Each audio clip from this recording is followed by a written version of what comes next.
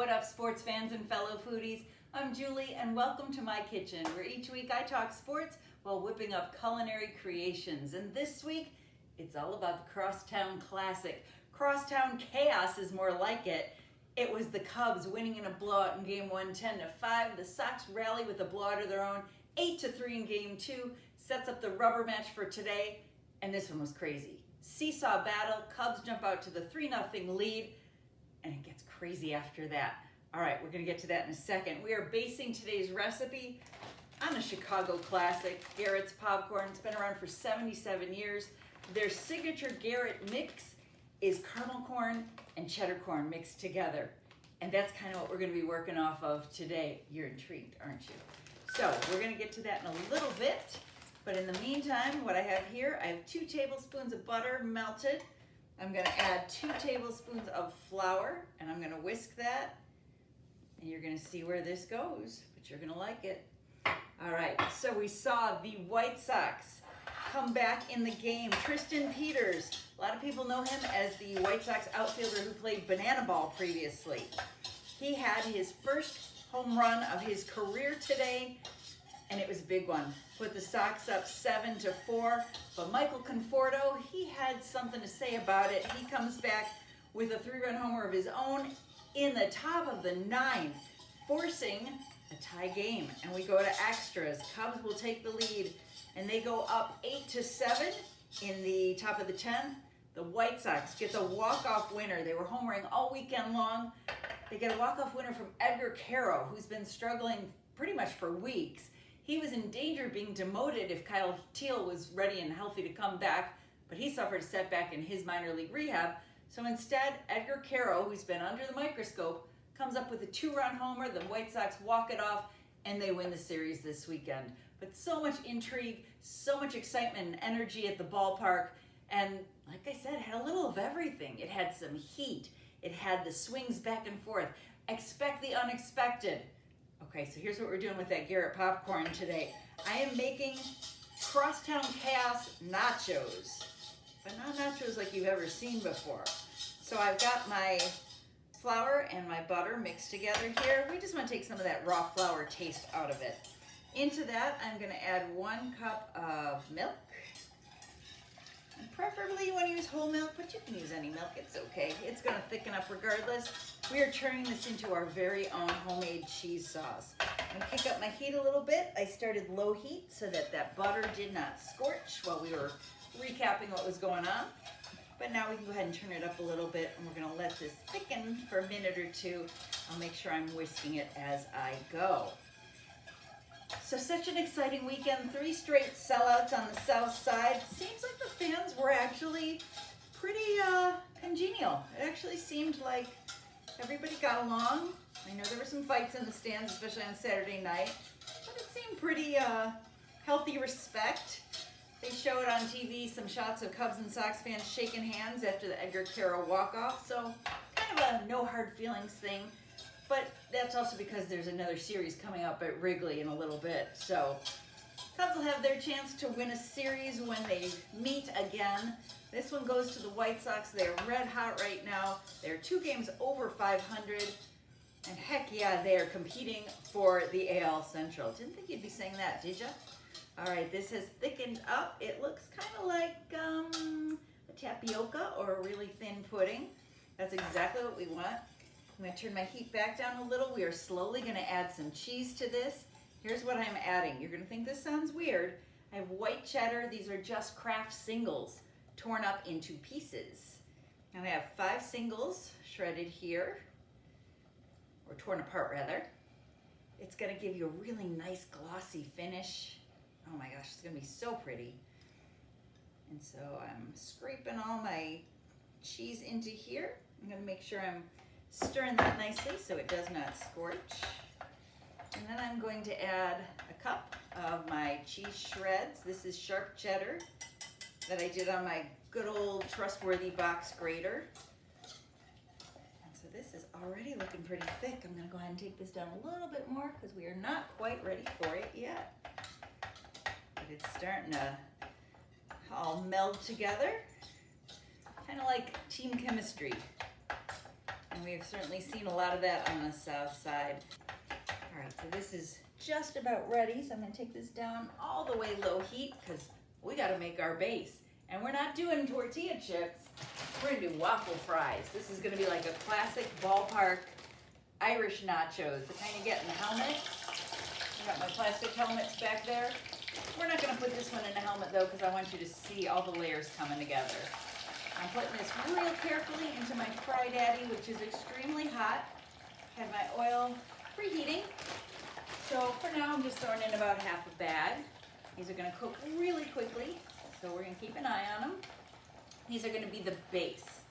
This is the tradition of the Cubs and Sox in this town. Here was the really cool part about this weekend, when the fans united to chant Green Bay sucks. Because whether you're a Cubs fan or a Sox fan, if you're also a Bears fan, you hate Green Bay.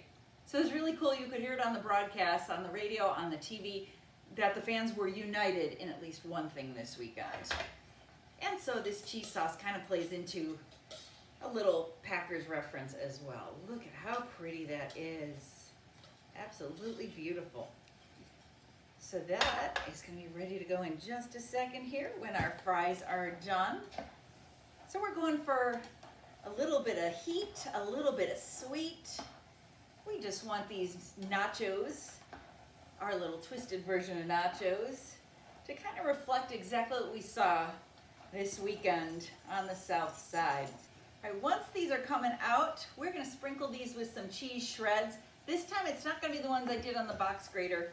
It's just gonna be the bagged variety. I like the thinly shredded, and that is going to be the sharp cheddar as well. So now our fries are starting to look nice and golden. I'm gonna go ahead and take these out of our Fry Daddy. I'm just putting them on a napkin here. Drain out a little of the excess grease. Be careful because this oil is gonna be really hot. We're gonna let that soak off for just a second there. I'm gonna go ahead and unplug so that can cool off.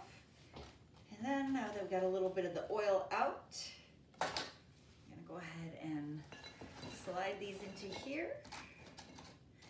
And normally at this point, I should be throwing on a ton of salt, but I do have a lot of salty ingredients here, so I'm gonna go ahead and skip salting those. I know, heresy in this house. But we are gonna put that cheese on top, which also gives it a little added salt.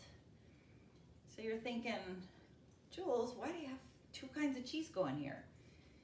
This one is going to give you kind of that bar food sort of cheese stuck to the top of your nachos.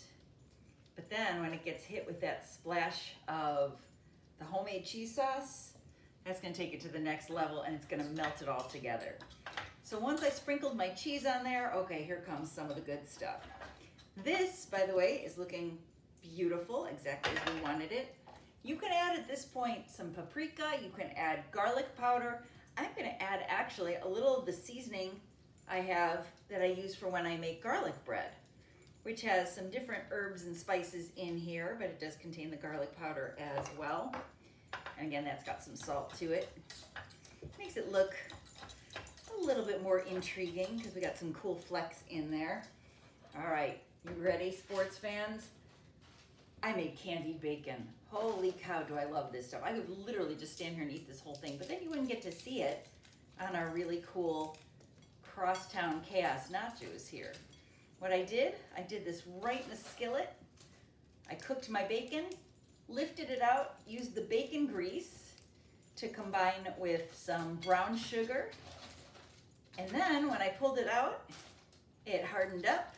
And now it is ready to crumble and disperse over the top here. Oh, and if I have some extra pieces, I might just have to snack on them. Oh, darn.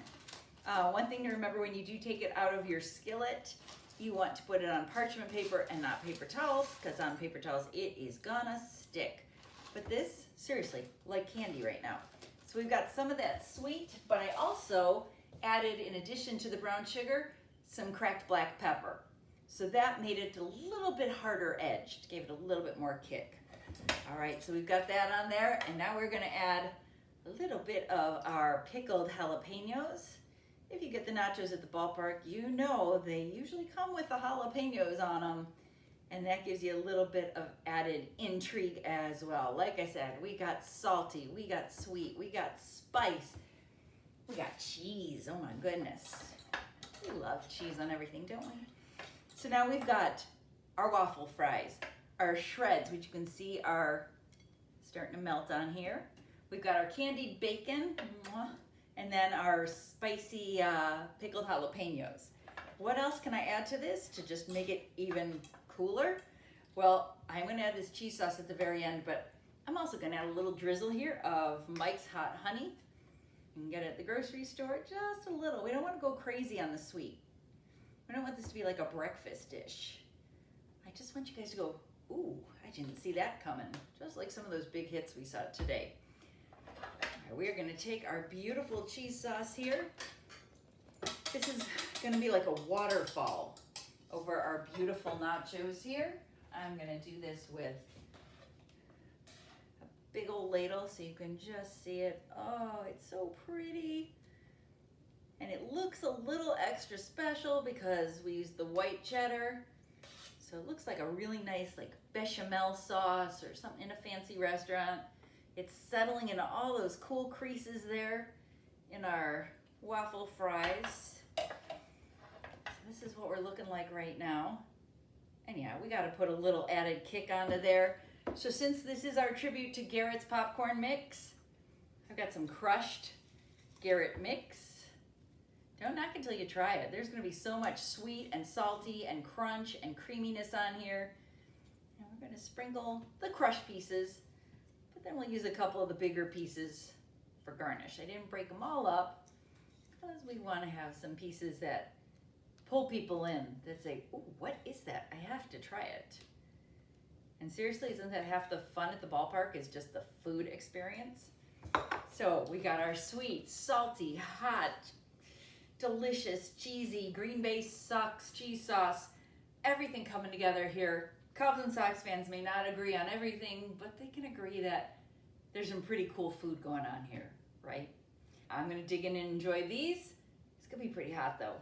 So we'll give it a second to cool down, but man, just look how pretty that is with all that cheese settling in there. I don't even know where to start. I'm just gonna go ahead and dig on in. Thanks for joining me. I'll see you next time here in my kitchen.